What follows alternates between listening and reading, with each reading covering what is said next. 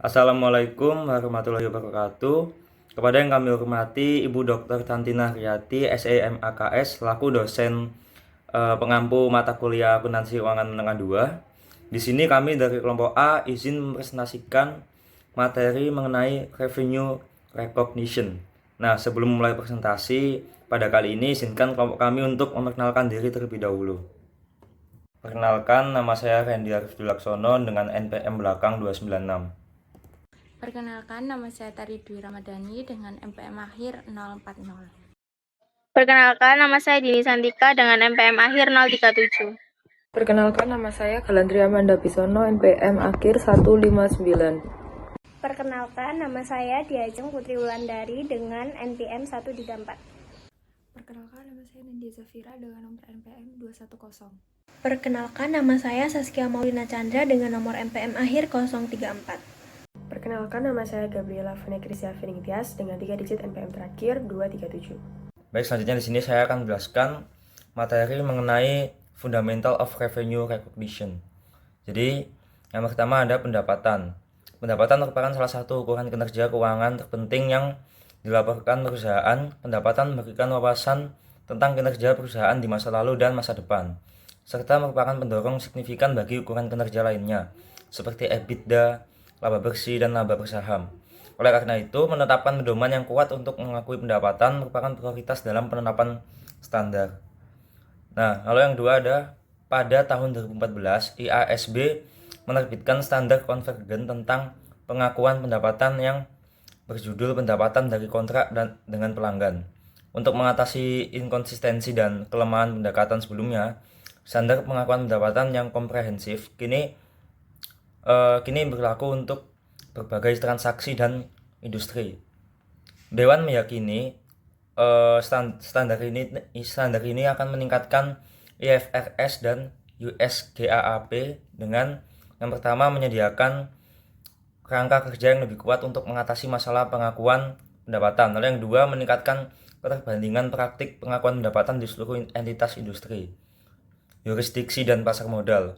Lalu yang ketiga, menyederhanakan penyusunan laporan keuangan dengan mengurangi jumlah persyaratan yang harus dirujuk oleh perusahaan. Lalu yang keempat, memerlukan pengungkapan yang ditingkatkan untuk membantu pengguna laporan keuangan lebih memahami jumlah waktu dan ketidakpastian pendapatan yang diakui.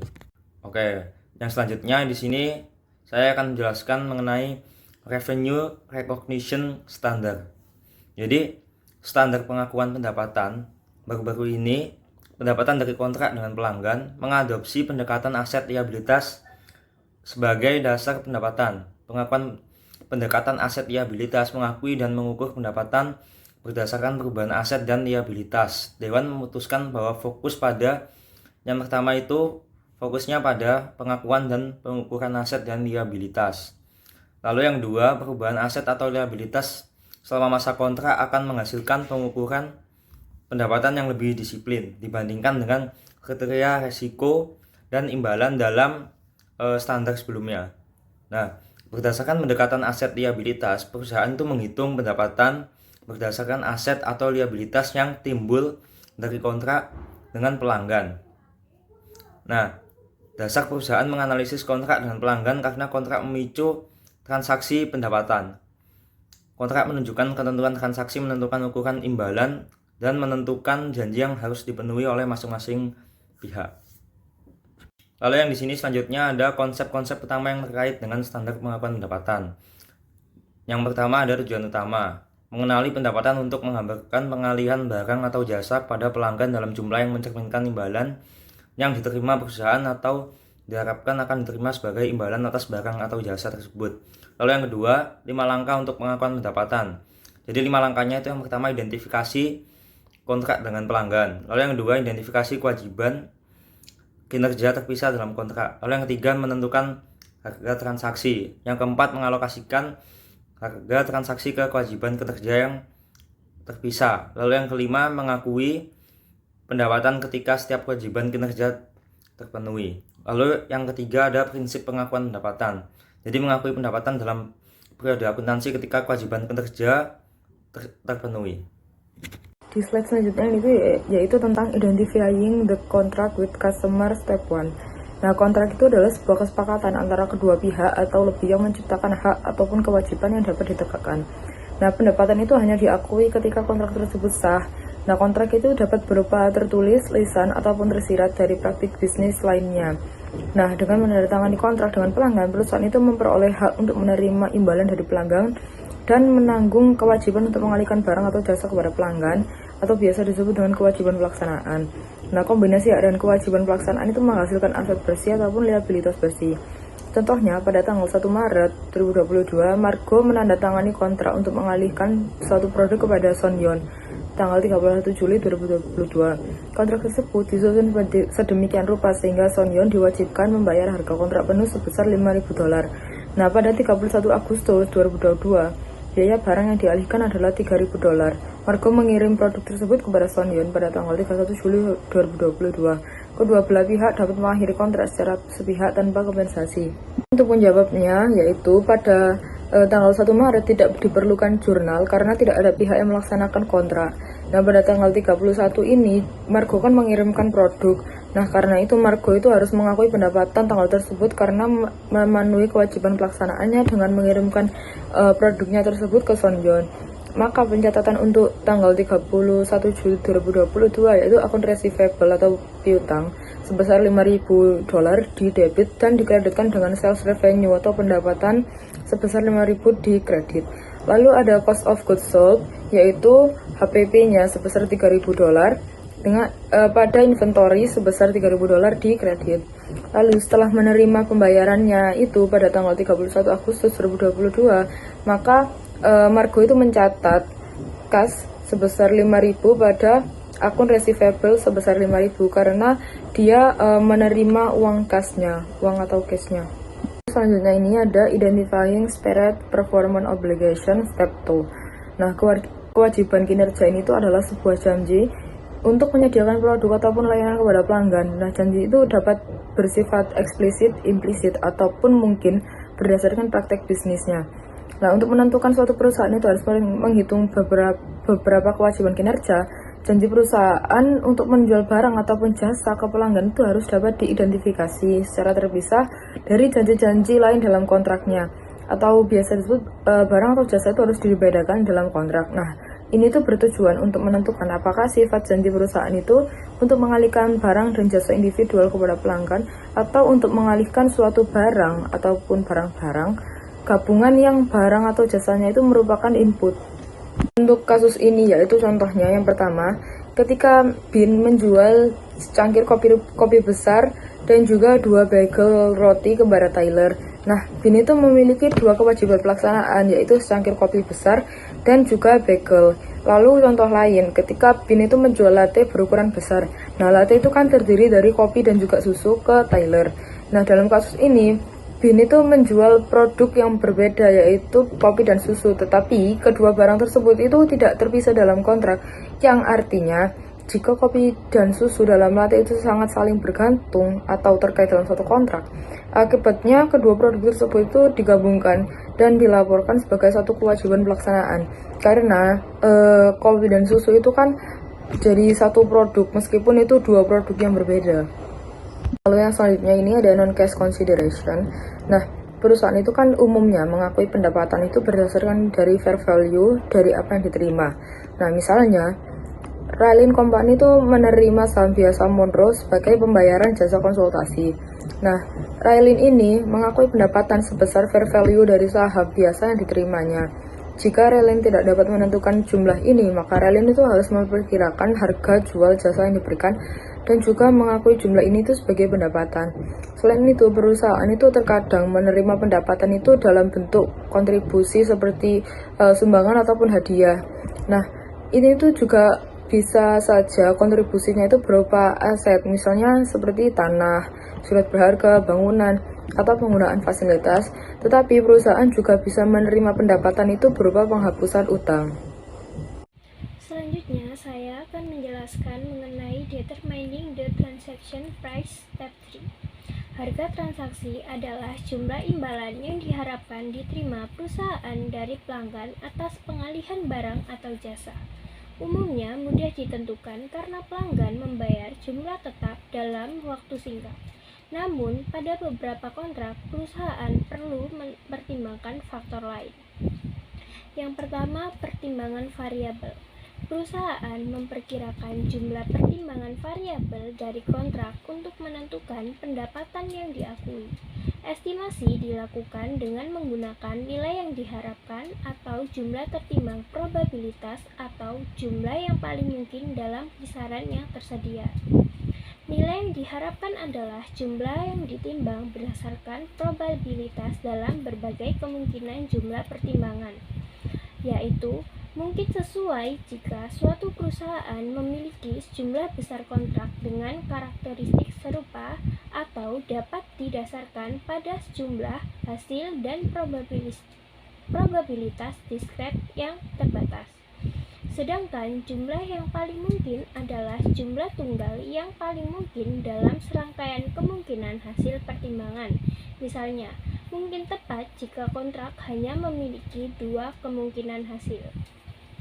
Misalnya, sebagai contoh, dalam sebuah kasus, Peabody Construction menandatangani kontrak pembangunan gudang senilai $100.000 dengan bonus kinerja $50.000 yang bergantung pada waktu penyelesaian. Bonus berkurang 10% setiap minggu keterlambatan dan manajemen memperkirakan probabilitas 60% selesai tepat waktu, 30% terlambat 1 minggu, serta 10% terlambat 2 minggu. Manajemen menyimpulkan bahwa metode pembobotan probabilitas merupakan cara paling tepat untuk memperkirakan imbalan variabel dalam situasi ini. Jadi perhitungannya adalah jatah tepat waktu itu peluangnya 60% untuk $150.000. Jadi 100.000 ditambah 50.000 dikali 1,0 hasilnya $90.000. Lalu terlambat 1 minggu peluangnya 30% untuk mendapatkan $145.000. Jadi $100.000 ditambah 50.000 dikali 90 hasilnya $43.500. Lalu terlambat 2 minggu peluangnya 10% untuk mendapatkan $140.000, yaitu 100.000 ditambah 50.000 dikali 80 hasilnya $14.000. Jika semuanya ditotal hasilnya $147.500. Perusahaan hanya mengalokasikan imbalan variabel jika yakin berhak atas jumlah tersebut. Pengakuan dapat dilakukan bila yang pertama, ada pengalaman dengan kontrak serupa sehingga jumlah pendapatan dapat diperkirakan, dan yang kedua, kecil kemungkinan terjadi pembalikan signifikan atas pendapatan yang sudah diakui jika syarat ini tidak terpenuhi. Pengakuan dapat dibatasi. Sebagai contoh, pada 1 Januari, Shera Company menandatangani kontrak 1 tahun dengan Hornung INC untuk layanan manajemen aset. Shera menerima biaya manajemen triwulanan berdasarkan persentase aset kelolaan dan biaya insentif 20% dari imbal hasil dana yang melebihi indeks. Kontrak diberlakukan sebagai satu kewajiban pelaksanaan karena layanan saling bergantung. Dengan pengakuan pendapatan menggunakan metode keluaran berdasarkan pengalaman kontrak serupa. Solusinya, Shera mencatat biaya manajemen setiap kuartal sebagai periode pengelolaan dana. Biaya insentif tidak diakui sehingga akhir tahun karena sangat dipengaruhi volatilitas pasar, jumlahnya besar, dan variabel. Oleh sebab itu, pendapatan insentif baru diakui ketika hasil akhir sudah pasti. Yang selanjutnya adalah pertimbangan nilai waktu uang. Perusahaan memperhitungkan nilai waktu uang jika kontrak memiliki komponen pembiayaan signifikan. Dalam hal ini, imbalan diukur pada nilai wajar dengan mendiskontokan pembayaran menggunakan suku bunga imputasi, yaitu suku bunga instrumen serupa atau yang membuat nilai kini sama dengan harga jual saat ini.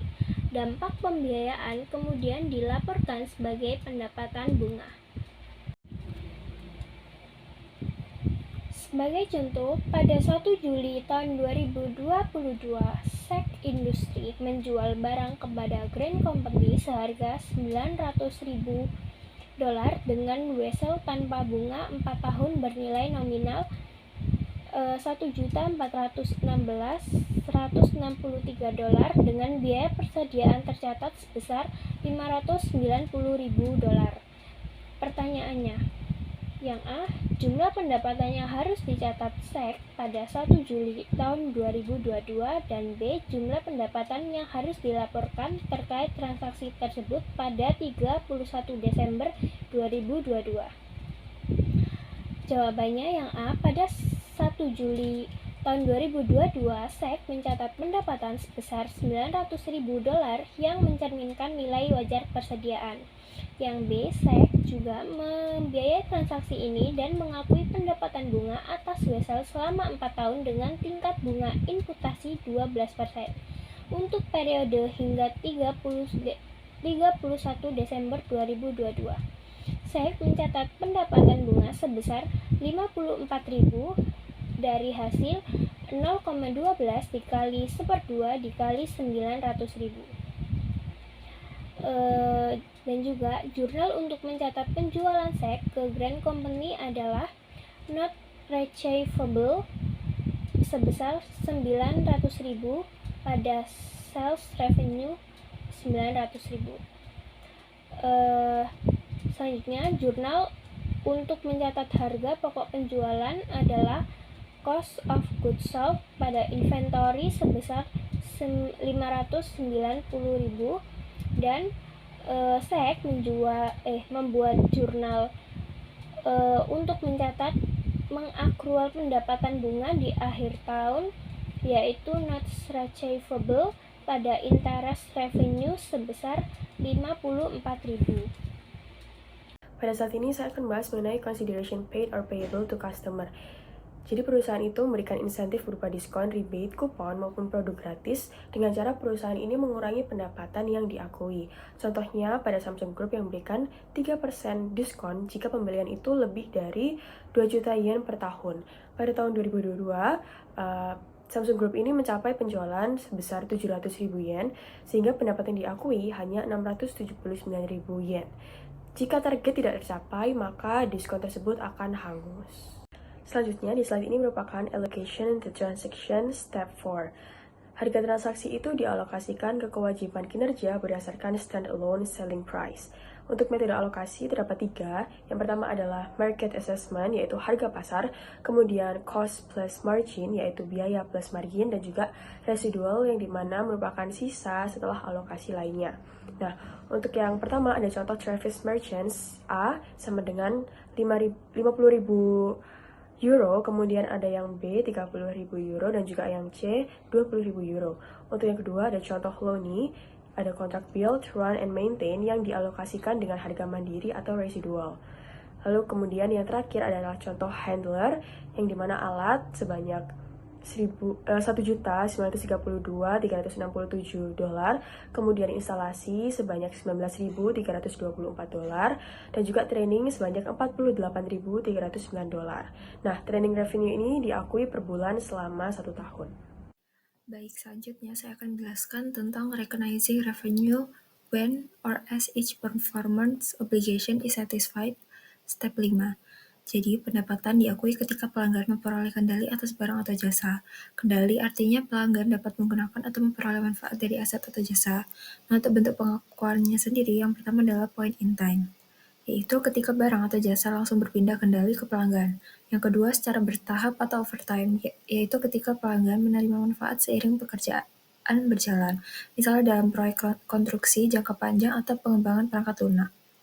Untuk pengakuan bertahap ini, perusahaan menggunakan metode tertentu untuk mengukur kemajuan, seperti metode berbasis input, biaya atau jam kerja yang dikeluarkan, maupun metode berbasis output, atau jumlah unit yang diselesaikan atau kilometer jalan yang dibangun. Nah, untuk indikator pelanggan yang telah memperoleh kendali itu yang pertama, perusahaan berhak atas pembayaran. Yang kedua, hak milik hukum sudah dialihkan. Yang ketiga, kepemilikan fisik sudah dialihkan. Yang keempat, pelanggan menanggung risiko dan manfaat kepemilikan. Dan yang terakhir, pelanggan sudah menerima aset. Jadi inti dari step 5 ini adalah memastikan momen tepat kapan pendapatan diakui, apakah secara langsung atau berangsur sesuai proses.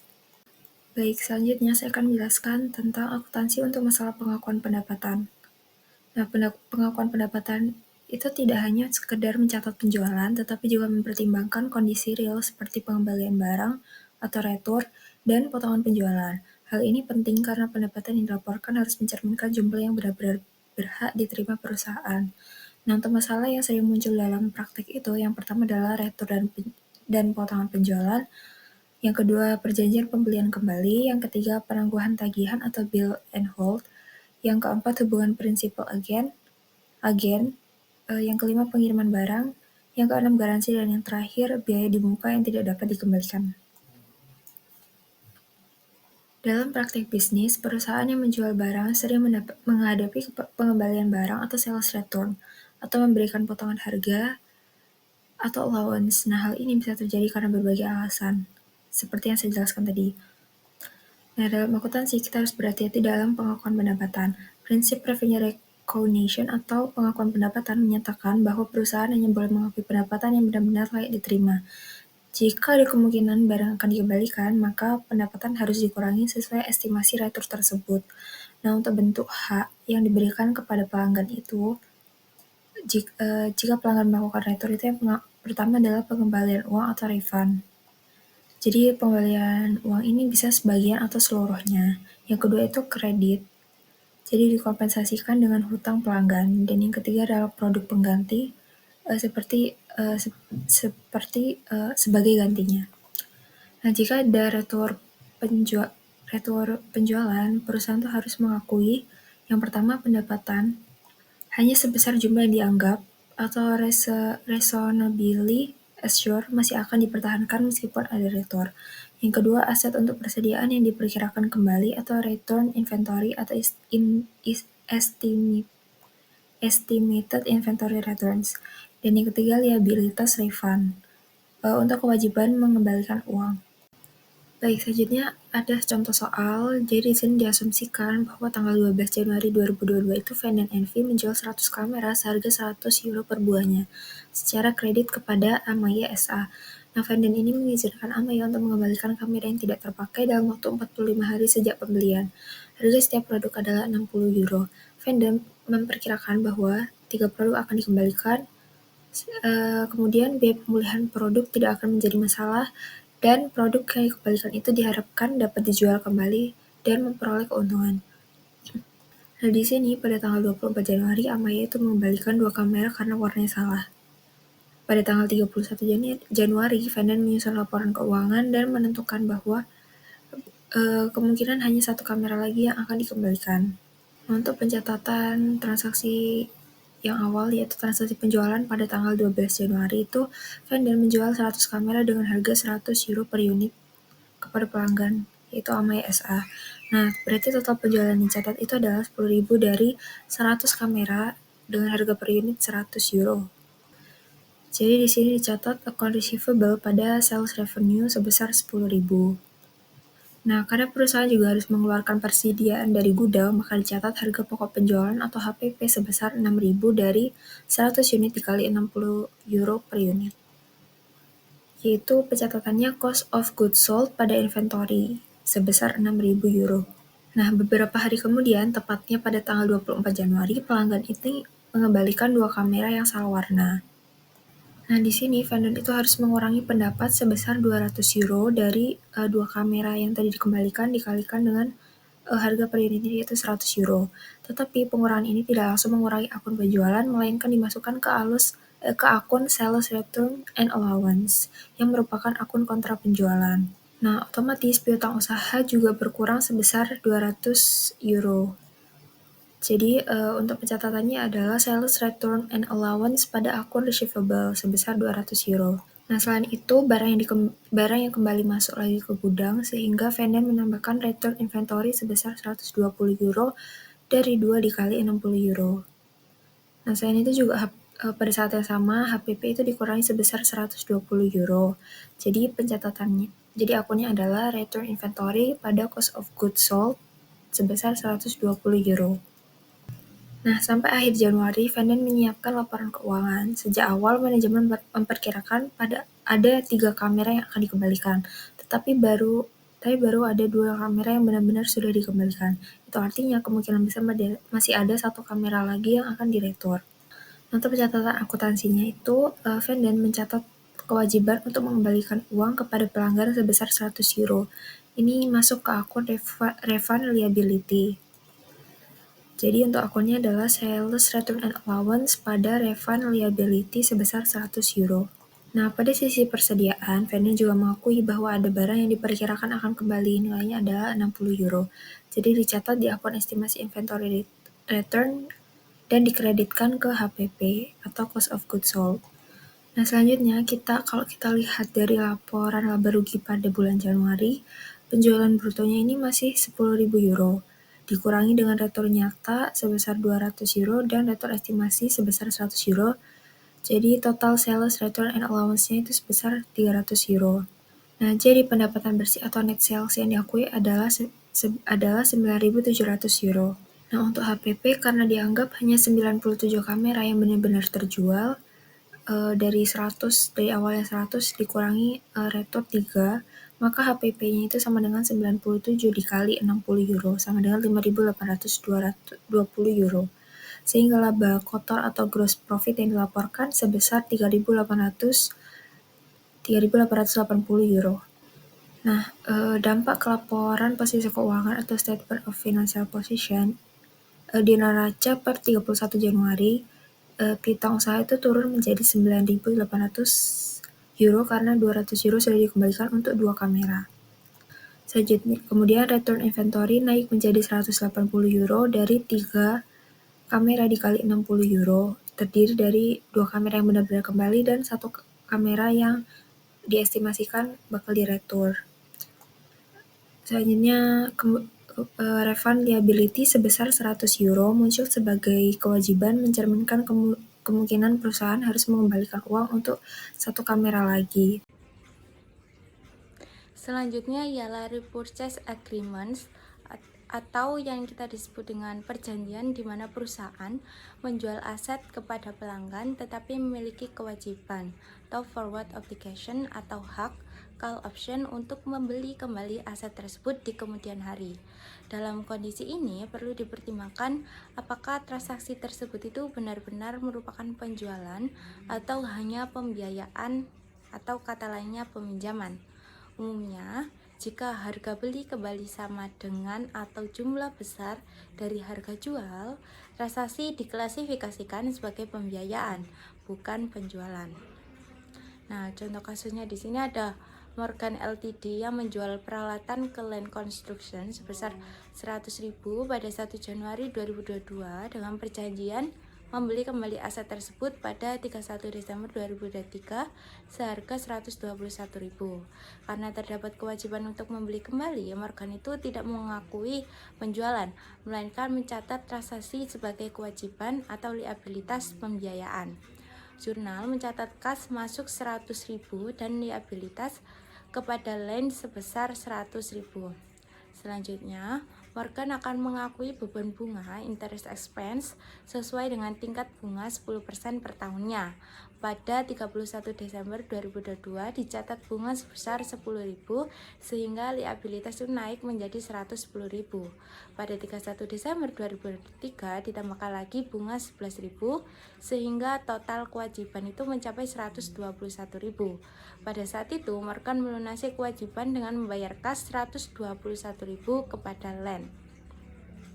Jika perjanjian repurchase menggunakan put option, hak Land untuk menjual kembali aset ke Morgan, maka analisis itu dilakukan. Apakah Land memiliki insentif ekonomi untuk melaksanakan opsi tersebut? Jika nilai wajar aset itu turun di bawah harga repurchase, kemungkinan besar opsi akan digunakan, sehingga transaksi itu akan dianggap sebagai pembiayaan. Namun, jika tidak ada insentif ekonomi, maka transaksi dapat dikategorikan sebagai penjualan dengan hak retur. Selanjutnya ialah Bill and Hold Arrangement, atau adalah kontrak di mana perusahaan itu menagih pelanggan atas suatu produk, tetapi produk tersebut tetap disimpan oleh penjual hingga waktu tertentu di masa depan. Umumnya, pembeli itu meminta skema ini karena keterbatasan ruang penyimpanan, keterlambatan jadwal produksi, atau adanya persediaan yang masih berlebih di saluran distribusinya. Dalam kondisi yang seperti ini, pembeli telah memiliki hak kepemilikan dan menerima tagihan, meskipun barang belum secara fisik diterima. Nah, contoh kasus yang terjadi ialah pada Butler AS yang menjual perapian senilai 450.000 dengan biaya 280.000 kepada Baristo pada 1 Maret 2022.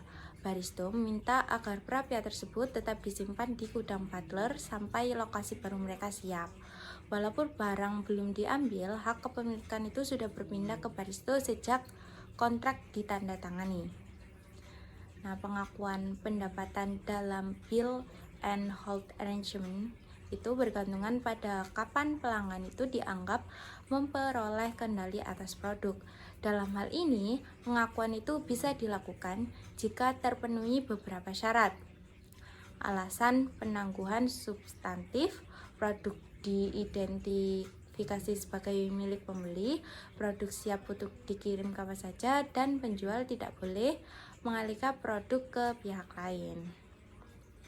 Karena seluruh kriteria tersebut sudah terpenuhi, Butler itu mengakui pendapatan pada saat kontrak ditandatangani. Jurnal yang dibuat pada 1 Maret 2022 adalah mencatat piutang dan pendapatan sebesar 450.000 serta mengakui beban pokok penjualan sebesar 280.000 dan mengurangi persediaan dengan jumlah yang sama.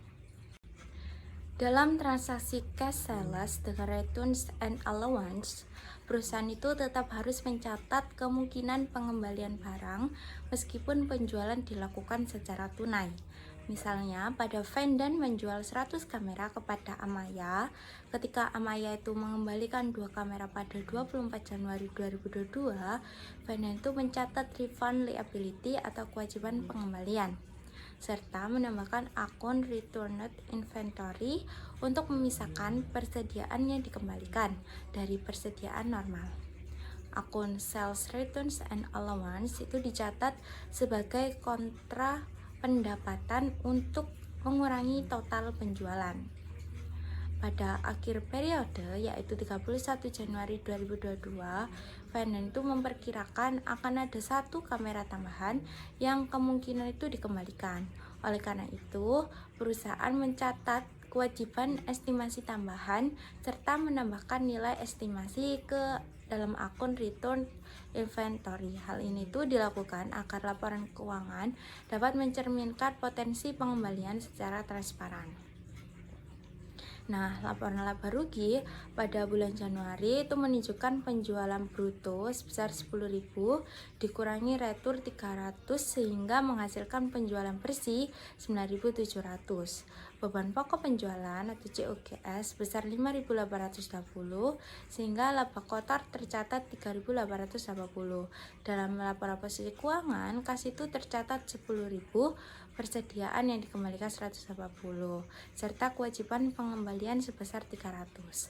Pemisahan akun return inventory dari persediaan biasa bertujuan untuk menjaga transparansi serta mempermudah pengujian penurunan nilai. Jika suatu perusahaan itu tidak dapat mengestimasi tingkat retur dengan andal, maka pendapatan seharusnya belum diakui sampai data retur dapat diprediksi secara memadai. Di sini saya akan menjelaskan tentang principal agent relationship. Hubungan prinsipal agen terjadi ketika satu pihak atau prinsipal memiliki kewajiban untuk menyediakan barang atau jasa kepada pelanggan. sedangkan pihak lain atau agen hanya bertugas memfasilitasi agar prinsipal dapat memenuhi kewajiban tersebut. Contoh yang sering ditemui adalah perusahaan travel seperti Preference Travel Company yang bertindak sebagai agen bagi Regency Cruise Company, atau Priscilla yang bertindak sebagai agen bagi Hertz. Dalam situasi semacam ini, agen tidak berhak mengakui seluruh jumlah yang ditagihkan kepada pelanggan sebagai pendapatan. Jumlah yang diterima atas nama prinsipal harus diserahkan kepada prinsipal, sementara pendapatan agen hanyalah komisi yang telah ditentukan baik dalam bentuk persentase dari harga jual maupun biaya tetap per transaksi. Contoh kasusnya, Flyaway Travel yang menjual tiket pesawat British Airways menegaskan hal ini. British Airways adalah prinsipal karena mengendalikan dan menanggung kewajiban menyediakan transportasi udara, sedangkan Flyaway hanya bertindak sebagai agen penjualan. Meskipun Flyaway menerima seluruh pembayaran dari pelanggan, jumlah itu harus diteruskan ke British Airways setelah dipotong komisi. Oleh sebab itu, Flyaway tidak boleh mencatat seluruh harga tiket sebagai pendapatan, melainkan hanya komisinya. Jika agen mencatat harga penuh, hal ini akan melebih-lebihkan pendapatan. Karena itu, profesi akuntansi lebih memilih pendekatan neto dibandingkan metode bruto. IASB kemudian menetapkan kriteria khusus untuk membedakan kapan suatu pihak bertindak sebagai agen atau sebagai prinsipal. Salah satunya dengan melihat apakah imbalan agen sudah ditentukan sebelumnya dalam bentuk komisi atau biaya tetap. Selanjutnya di sini saya akan menjelaskan tentang consignments atau konsinyasi. Konsinyasi merupakan bentuk khusus hubungan prinsipal agen. Dalam pengaturan ini, produsen atau grosir disebut dengan konsinyor mengirimkan barang dagangan kepada pedagang yang disebut dengan konsinyi untuk dijual. Hak kepemilikan barang tetap berada pada konsinyor hingga barang tersebut berhasil terjual. Konsinyi hanya berperan sebagai agen penjualan yang memperoleh komisi atas transaksi yang terjadi. Sistem ini sering digunakan untuk memperluas pasar tanpa harus membebani konsinyi dengan persediaan yang besar. Sebagai contoh, Nelba mengirimkan barang dagangan senilai 36.000 euro kepada Best Value Store. Nelba menanggung ongkos kirim sementara Best Value mengeluarkan biaya iklan yang dapat diganti. Dari total barang konsinyasi, 2/3 berhasil terjual dengan harga tunai 40.000 euro. Best Value berhak atas komisi 10% dan mengirimkan sisa hasil penjualan kepada Nelba. Dalam pencatatan akuntansi, Nelba sebagai konsinyor tetap mengakui barang yang dikirim sebagai persediaan konsinyasi hingga terjual. Pendapatan baru diakui ketika laporan penjualan diterima dari konsinyi.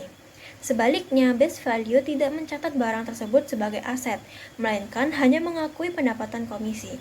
Dengan demikian, konsinyor menunda pengakuan pendapatan sampai penjualan aktual terjadi, sedangkan konsinyi hanya mencatat liabilitas sebesar jumlah bersih yang harus disetorkan kepada konsinyor.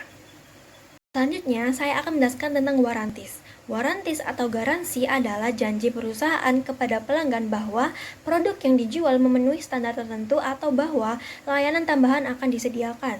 Garansi dibedakan menjadi dua jenis utama. Pertama, garansi jenis jaminan, yaitu garansi bawaan yang melekat pada produk sebagai jaminan mutu. Garansi ini tidak diperlakukan sebagai kewajiban kinerja terpisah karena dianggap satu paket dengan penjualan produk. Perusahaan harus mencatat estimasi biaya garansi sebagai liabilitas pada periode penjualan dan mencatat biaya aktual saat dikeluarkan. Kedua, garansi jenis layanan, yakni garansi tambahan yang dijual terpisah. Misalnya, perpanjangan garansi dengan biaya tertentu. Garansi jenis ini dianggap sebagai kewajiban kinerja terpisah karena perusahaan berkewajiban memberikan layanan tambahan di luar jaminan mutu awal. Pendapatan dari garansi layanan diakui secara proporsional selama masa berlaku garansi, sedangkan biaya yang timbul dibebankan ketika terjadi. Kasus Maverick Company memperjelas perbedaan ini. Perusahaan menjual 1.000 unit Rolomatics dengan harga total $6 juta, disertai garansi 2 tahun yang diperkirakan menimbulkan biaya sebesar $80.000. Selain itu, Maverick juga menjual garansi tambahan 3 tahun untuk 400 unit dengan harga $18. Selama 2022, biaya garansi aktual sebesar $28 terjadi, dan pada akhir tahun masih diperkirakan ada biaya garansi masa depan sebesar $44.000.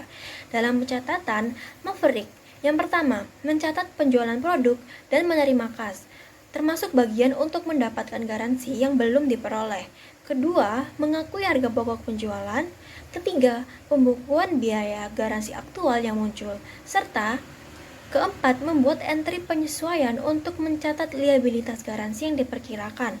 Untuk garansi tambahan, pendapatan ditangguhkan dan diakui secara garis lurus selama periode 3 tahun ketika layanan diberikan. Biaya awal yang tidak dapat dikembalikan. Perusahaan terkadang menerima pembayaran dari pelanggan sebelum mereka mengirimkan produk atau menyediakan layanan. Pembayaran di muka umumnya berkaitan dengan instansi aktivitas atau penyimpanan barang atau jasa yang akan disediakan atau disediakan di masa mendatang. Umumnya, pembayaran di muka ini tidak dikembalikan. Aset dan kewajiban kontrak. Aset kontrak terdiri dari 2 jenis. Yang pertama, hak tanpa syarat untuk menerima imbalan karena perusahaan telah memenuhi kewajiban pelaksanaan dengan pelanggan. Yang kedua, hak bermasyarakat untuk menerima imbalan karena perusahaan telah memenuhi satu kewajiban pelaksanaan lain dalam kontrak sebelum dapat menagih pelanggan. Pengakuan penyajian aset kontrak. Liabilitas kontrak adalah kewajiban perusahaan untuk mengalihkan barang atau jasa kepada pelanggan yang telah menerima imbalan dari pelanggan. Liabilitas kontrak umumnya disebut sebagai pendapatan penjualan yang belum diperoleh, pendapatan jasa yang belum diperoleh, atau nama akun lain yang sesuai.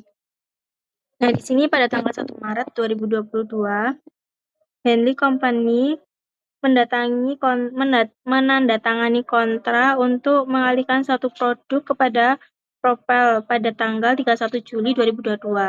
Disepakati bahwa Propel akan membayar harga penuh sebesar $10.000 di muka pada tanggal 15 April 2025. Henley akan mengirimkan produk tersebut pada tanggal 31 Juli 2022.